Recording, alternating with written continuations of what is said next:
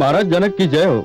ऋषि जमदग्नि पुत्र श्री परशुराम पधारे हैं। वे आपसे भेंट करना चाहते हैं। भगवान परशुराम, अहो भाग्य, अहो भाग्य। कहाँ है?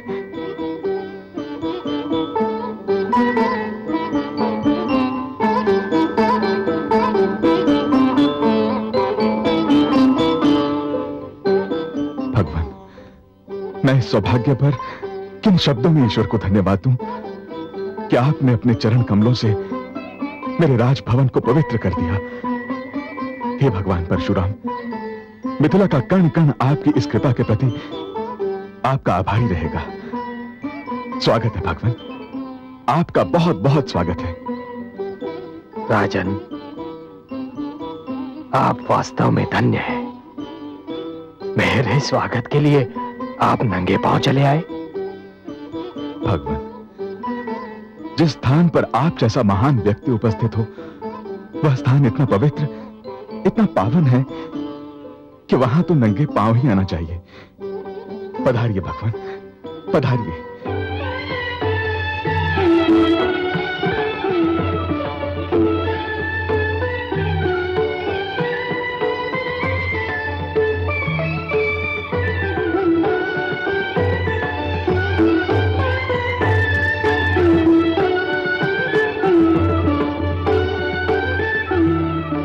विराजिए भगवान।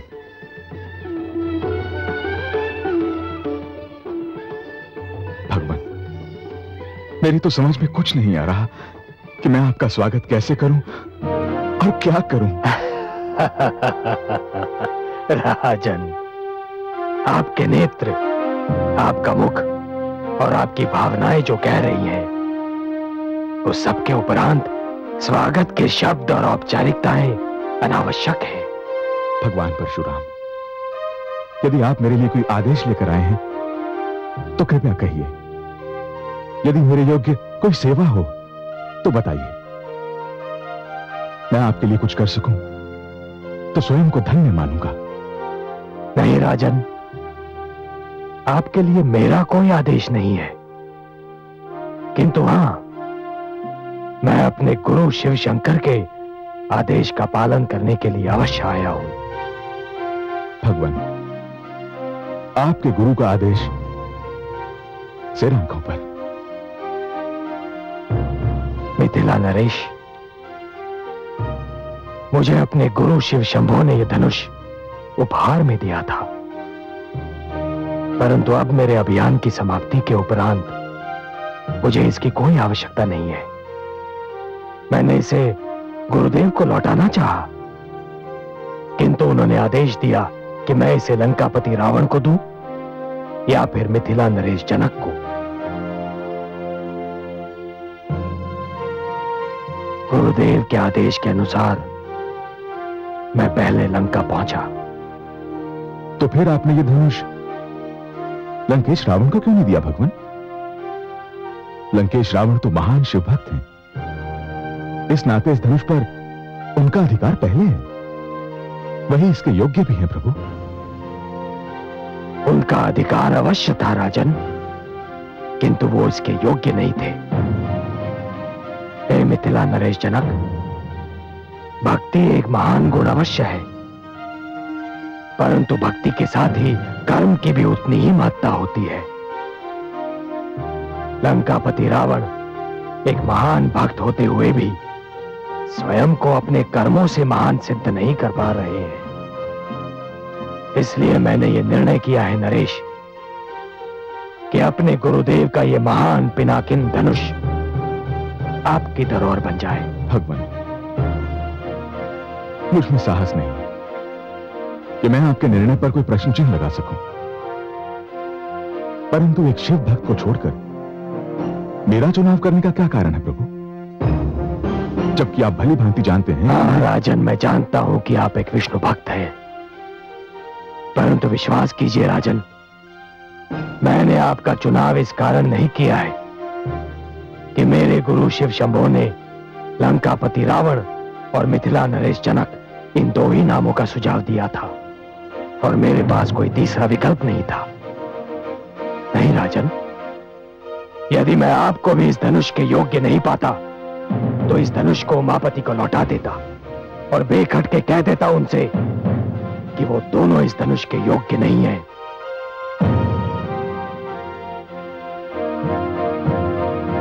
किंतु राजन, आपने ये सिद्ध कर दिया कि आप जनक हैं। जनक, जिसका अर्थ होता है पिता। राजन, मुझे ज्ञात था कि मिथिला की सीमा में प्रवेश करते ही मैं एक ऐसे राज्य में प्रवेश कर रहा हूं जिसका राजा एक विष्णु भक्त है। मुझे आशा भी थी कि इस राज्य में चप्पे चप्पे पर भगवान विष्णु के सुंदर और अनगिनत मंदिर बिखरे होंगे। मेरा विचार ठीक भी था राजन। किंतु राजन, यहां आकर एक सुखद आश्चर्य हुआ कि आपके राज्य में भगवान शिव के भी उतने ही सुंदर मंदिर बिखरे हुए हैं। भगवान, मेरे राज्य में शिव भक्त भी हैं और वैष्णव उनका आदर करते हैं। बस इसी बात ने तो मेरा मन मोह लिया है राजन, इसी बात ने। राजन, मत और धर्म एक निजी विषय है। सबको अपनी इच्छा के अनुसार मत और धर्म मानने का अधिकार है, किंतु महान वही होता है जो दूसरों के विचारों और धर्म का सम्मान करे।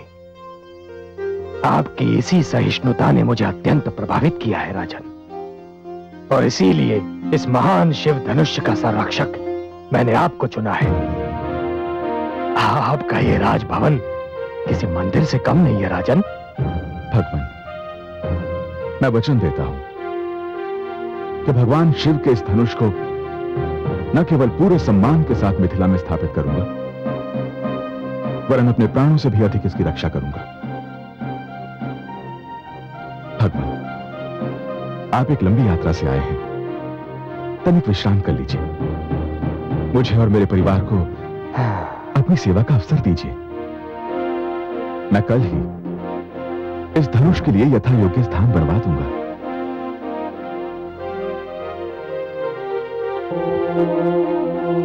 स्वस्ति नन्थामनुचरेम।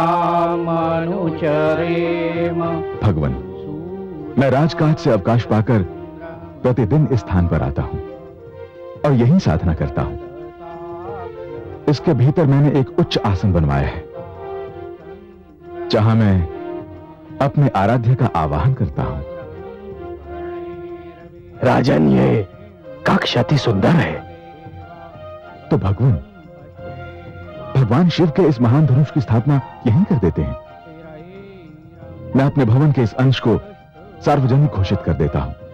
मेरी पूजा समाप्ति के उपरांत हर एक को यहां आने और भगवान शंकर के इस महान धनुष के दर्शन करने की संपूर्ण स्वतंत्रता होगी। आइए भगवान।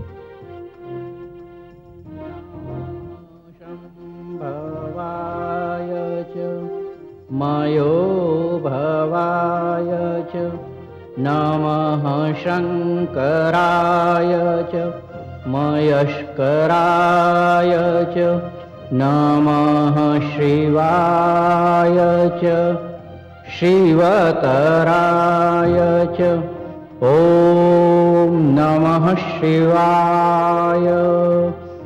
ॐ नमः शिवाय। ॐ नमः शिवाय। हे शिव शंभो, आज मैंने आपके आदेश का पालन कर दिया है। आपके इस महान और पूजनीय धनुष को उसके योग्य स्थान पर पहुंचा दिया है। हे पिनाकिन, कदाचित ये मेरी तुमसे अंतिम भेंट है। भोलेनाथ के साथ ही मैं तुम्हारा भी आभारी हूं और तुमसे विदा लेता हूं।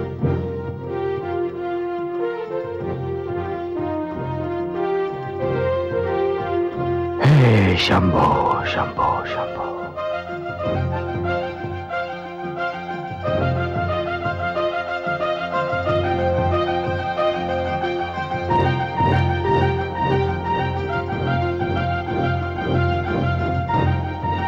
अब जाने की अनुमति दीजिए राजन। भला ये कैसे संभव है भगवान? मुझे कुछ दिन और अपनी सेवा से कृतार्थ होने का अवसर नहीं देंगे? नहीं राजन, यद्यपि मुझे मिथिला भली लगती है, बहुत सुंदर स्थान है। यहाँ की मिट्टी में एक ऐसी सुगंध है कि वो मन को अपनी ओर खींचती है, किंतु राजन मैं यहां ठहर नहीं पाऊंगा। भगवान, कुछ दिन तो और ठहर जाते।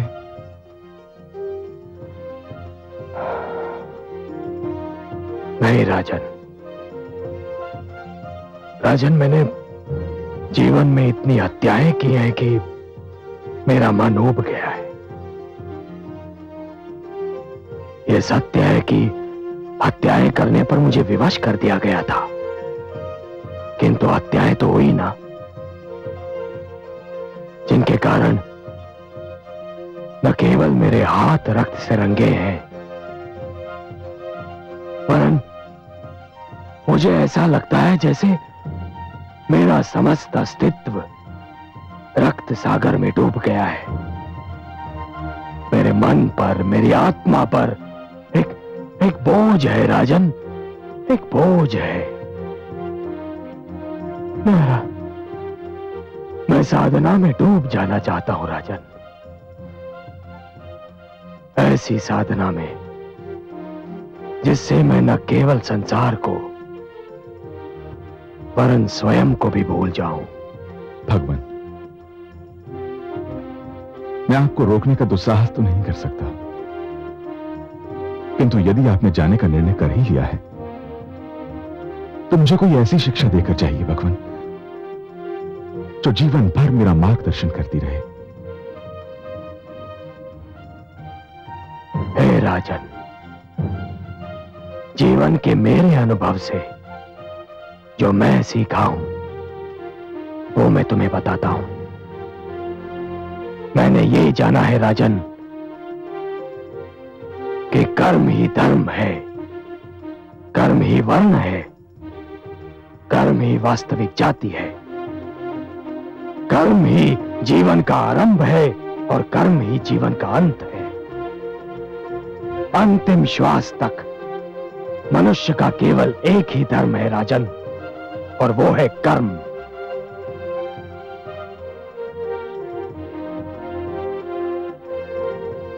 जो मनुष्य इस बात को स्मरण रखेगा राजन, उसी का जीवन सफल होगा।